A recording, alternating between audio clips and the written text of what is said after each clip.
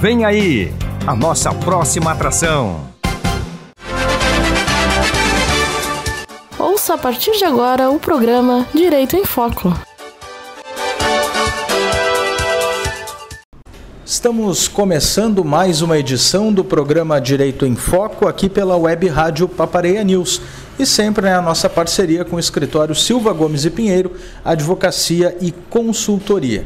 Quem vai estar conosco nesta edição é o advogado Artêmio Silva da Silva. E o tema de hoje ele é um pouco diferenciado daqueles que vocês ouviram nas nossas últimas edições. Hoje nós vamos saber o lado dos advogados. Nós vamos conversar a respeito do primeiro ano de vigência do novo Código de Processo Civil. Houve a alteração desde março do ano passado. Em março deste ano completa então seu primeiro ano de vigência. E houveram algumas inovações. Nós vamos saber então nesta edição o que os advogados, em especial do escritório Silva Gomes e Pinheiro, pensam destas inovações e também vamos falar um pouco sobre a sistemática do Poder Judiciário. Para você que porventura já tenha ingressado com alguma ação, mas não tem ideia de como funciona todo esse procedimento interno, os advogados do escritório vão então nos esclarecer esses detalhes. Doutor Artêmio, muito boa noite.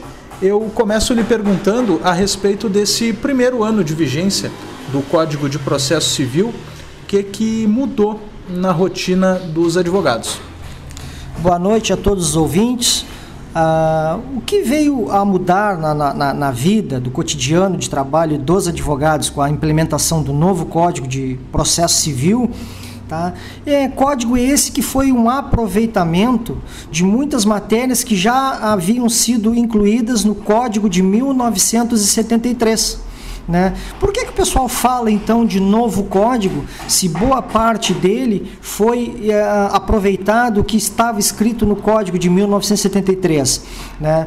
As alterações foram bem pontuais, como, por exemplo, a contagem de prazos em dias úteis, o que foi uma inovação muito apreciada pelos advogados, em função para que a pessoa consiga trabalhar, consiga se organizar melhor, né, a sua forma de trabalho, o seu próprio descanso, né, já que a contagem de prazo antes era feita até mesmo em dias não úteis, sábado, domingo, feriado, o prazo se contava direto.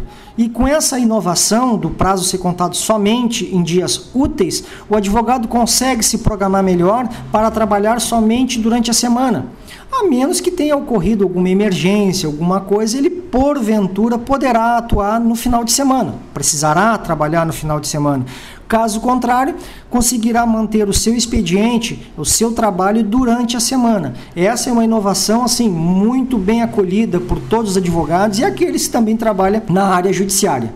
Outras modificações também que influiu foi no próprio juizado especial civil. Esse juizado especial civil, comumente as pessoas chamam de pequenas causas, né? Ele também sofreu influência nessa contagem de prazo, tá? Em dias úteis. Só que, em função de a gente ainda está se adaptando, apesar de um ano praticamente do novo código, ainda estamos aparando algumas arestas, estamos nos organizando nesse sentido. Até mesmo o próprio sistema online do tribunal também precisa de algumas adaptações, tem enfrentado alguns problemas, mas nada que não se consiga trabalhar. E a contagem de prazo, ela não estava prevista na Lei 9.099. Com essa inovação, a lei ficou carente dessa ordem, desse ordenamento de contagem de prazo dentro de dias úteis. Então, aos poucos, os estados estão implementando essa contagem de prazo em dias úteis.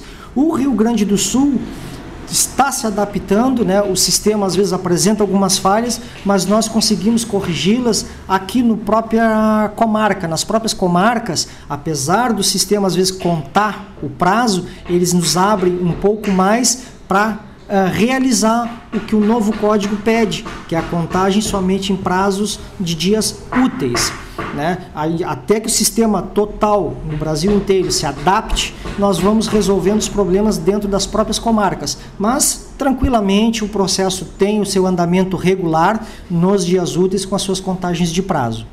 Para quem nos acompanha pela web rádio semanalmente e desde alguns dias atrás também no blog Papareia News, dentro da aba Direito em Foco, o prazo antes não era contado em dias úteis, ou seja, abarcava todos os dias da semana, inclusive feriados e finais de semana, como o senhor mesmo disse.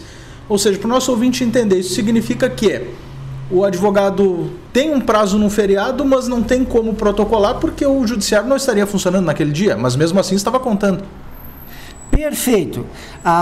Por exemplo, o advogado teria um prazo de 10 dias para realizar algum procedimento dentro de um processo. E esse prazo começou a contar numa terça-feira, por exemplo. O primeiro dia, que é terça-feira, a gente não conta. Contamos quarta, quinta, sexta, sábado, domingo, segunda, terça, quarta, quinta, sexta-feira da outra semana, ele teria que já estar com este procedimento realizado, protocolado no fórum competente. No caso agora, com a vigência da nova lei, nós não contaríamos o sábado e o domingo dentro desses 10 dias. Ou seja, em vez do advogado ter que protocolar na sexta-feira, ele protocolaria somente na segunda da outra semana ainda, porque o sábado e domingo não se conta. Então, na verdade, é 10 dias úteis. Em vez de ter uma semana e um dia, praticamente, para protocolar a ação, ele vai ter 2. É nesse sentido que amplia muito facilidades para o advogado protocolar, para realizar os procedimentos, porque antes era uma correria eterna. Não que hoje ainda não o seja, mas é mais condizente com o nosso trabalho diário, contando os prazos em dias úteis, porque no final de semana somente urgências são protocoladas no fórum. Alvarás de soltura, prisões em flagrante, coisa assim, que o advogado é uma emergência, né? Um problema de saúde grave, estamos sem leito em hospital, coisas assim que requer a presença do advogado.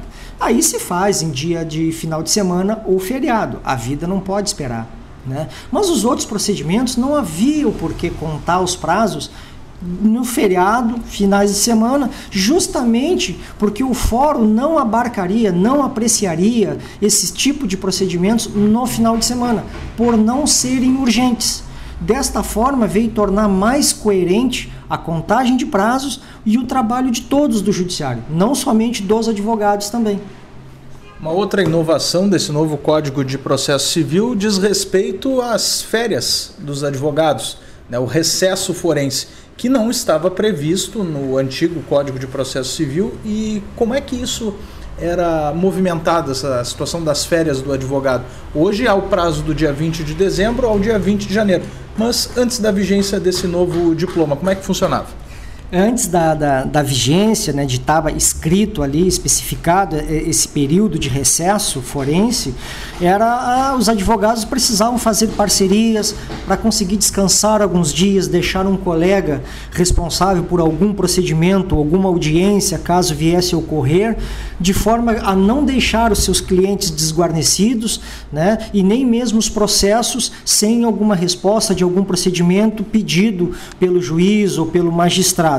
Se tornava difícil, né? Porque você precisava estar sempre vendo a melhor data, melhor prazo, a melhor época do ano, para que não tivesse tantas audiências, para que o colega não ficasse sobrecarregado, né? Era complicado a gente conseguir organizar as férias, até mesmo no seio familiar, né? Complicava isso. Agora, estando escrito o prazo, estando específico, os advogados, os profissionais já conseguem se organizar, porque ali os processos não vão estar andando, né? Salvo alguma emergência, alguma urgência, mas esses são casos raríssimos.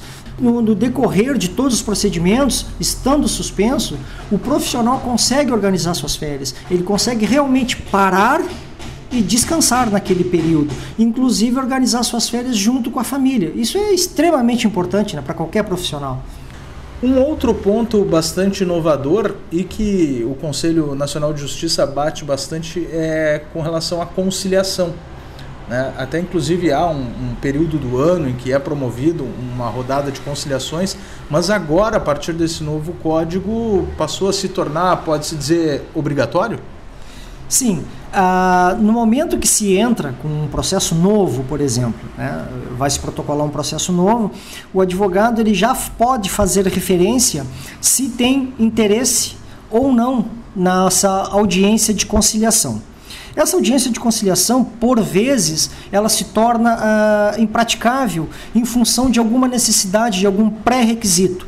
Por exemplo, às vezes, fazer uma conciliação sem ter se feito uma perícia médica, ela se torna inócua, essa conciliação, porque até então nós não sabemos o real estado de saúde do cliente ou do paciente. Então aí ela deixa de ser útil, digamos assim.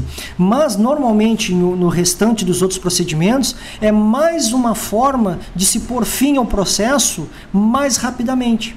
Naquela audiência de conciliação vai ser exposto o caso, vai ser exposto as regras do novo código, vai ser feito o ponto de vista dos profissionais, dos advogados trabalhando ali, tudo em prol dessa conciliação. Desta forma, em havendo essa conciliação, em promovendo essa conciliação, o processo tem um trâmite curto. Houve o acordo, houve a conciliação, o processo extingue-se. A menos que, passado um prazo, não tenha sido cumprido o acordo, a conciliação, os termos da conciliação, se volta ao procedimento para forçar o cumprimento dessa conciliação. Mas até então é mais uma forma de celeridade processual, o que também não deixa de ser bem-vindo para nós profissionais do direito, porque o que importa para a gente é conseguir a resolução daquele problema que o cliente nos trouxe. E se isso sendo feito de forma rápida, é uma satisfação para todos. E até mesmo para o judiciário, né? Que evita o trâmite de um processo por um longo período. E como o senhor disse, né, se tratando de processos novos, se na petição inicial o advogado não informar que há interesse de conciliação, mesmo assim o juiz acaba questionando as partes ou não? Às vezes ele questiona as partes se há interesse na audiência de conciliação.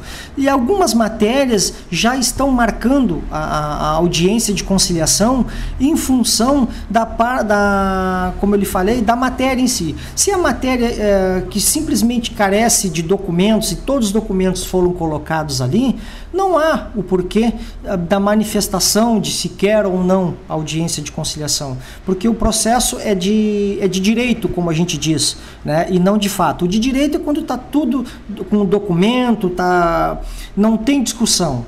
A prova está ali, fundamentada, tudo certinho, né? Já se vai para a audiência de conciliação para resolver aquele problema. E, em contrapartida, existem alguns problemas, né, que não estão tão bem esclarecidos assim. Nesse sentido, o magistrado, se o advogado não se manifestou, ele questiona se há interesse na audiência de conciliação. Mas é rápido, já no primeiro despacho ele já pergunta, o advogado responde em seguida, né, se há o interesse, e já é marcada uma audiência de conciliação, em razão da pauta, né, do magistrado.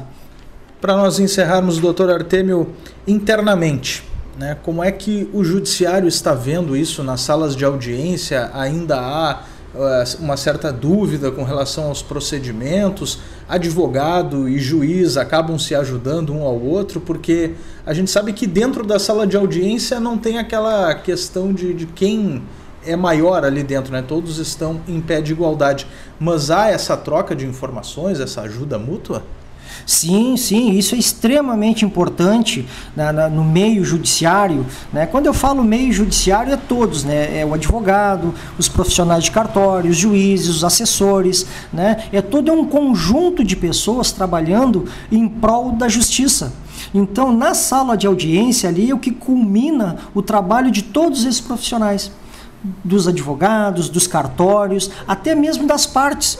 Todos eles colaborando para chegarmos na solução daquele problema o mais rápido possível e de forma eficaz Isso é muito importante. E nas audiências em si, em função dessa novidade do código, apesar de um ano ainda tem muita coisa nova, ainda muita coisa para ser adaptada, todos se ajudam em prol da melhor solução possível, da melhor interpretação possível, né? E isso é bonito de se ver na prática, todos se adaptando, todos se movimentando no sentido da melhor solução. E isso é fundamental para a sociedade, né? Fundamental. Doutor Artemio, muito obrigado mais uma vez pelas informações e uma boa retomada das atividades judiciárias agora a partir de então, porque na próxima semana, na próxima edição do Direito em Foco, nós já vamos estar numa fase mais efetiva, né, do caminhar do judiciário. É verdade. Eu gostaria já de desejar a todos os ouvintes um feliz 2017 a todos, com bastante projetos, que se realize os projetos de todos, paz nas famílias, né? Porque o ano de 2016 não foi fácil para ninguém, mas conseguimos superá-lo e vamos em frente aí com 2017 brilhante para todos vocês. Muito bem, nós vamos ficando por aqui, desejando a todos uma boa noite e uma boa semana. Você ouviu o programa Direito em Foco.